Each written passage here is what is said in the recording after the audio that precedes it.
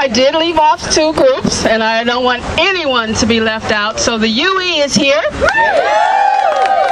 the United Students Against Sweat Thefts is here. Okay, so let's go on. Our second speaker is the leader of the labor movement here in Richmond. He is the Executive Vice President of Local 2201 of the Communication Workers of America, as well as President of the Richmond Central Labor Council. Please welcome Richard Hatt.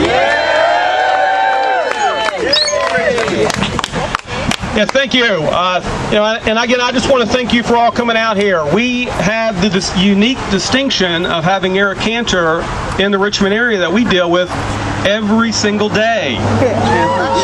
So some of you get to come down here and just meet him, this one time, but we have to deal with him every day. Of course, unfortunately, all of you have to deal with his decisions every day. And that's why we're out here today. Let me just mention real quickly, we are in the 7th District, and it is a fairly wealthy area. As Doris pointed out, we have corporations all over the place. But we also have other people out here as well.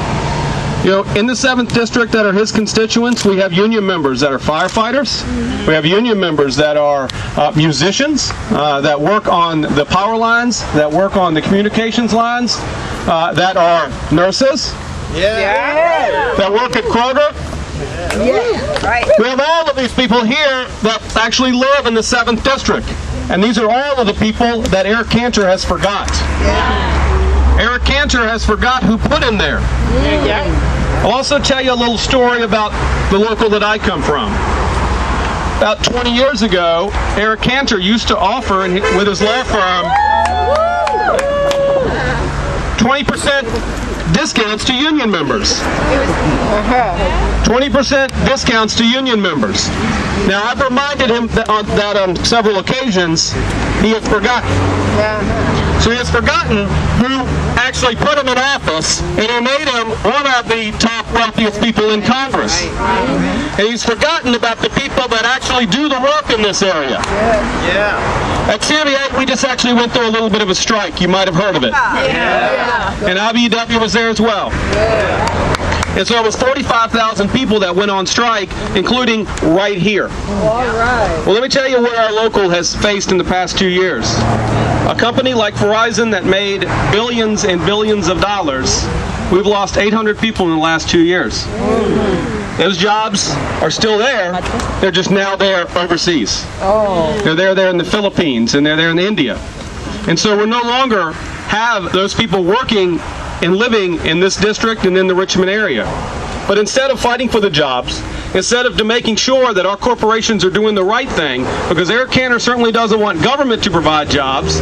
Well, if you don't want government to provide jobs, and you're not going to force the corporations to provide jobs, who the hell is going to do it?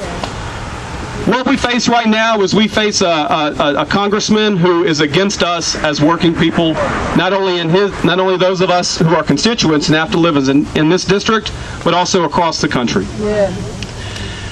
We hope to change that.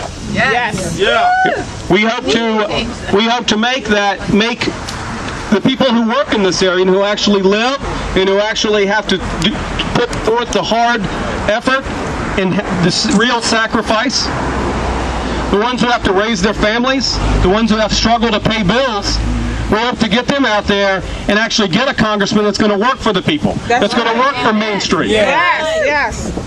Now, those people right now who have been laid off, those people right now who are struggling or have gotten lesser paying jobs, they're relying on a lot of the benefits that are being cut. And those benefits could be taken care of with just a small transaction tax on Wall Street. A small transaction tax on Wall Street that could ease the burden for all these people who lost their jobs. That's right. For all the ones who are out there right now looking, who can't figure out how to take care of the health care for their families, who can't figure out how to make sure that they don't end up homeless, he should be the leader. That's why we elect people. We elect them to be leaders. What we have is a person who's bought and sold. Bought and sold by corporations. He cashes his paychecks. He goes home, and he forgets about us. Locks his door, and as we see here, won't even come and talk to us. Won't even talk to his own constituents who vote for him.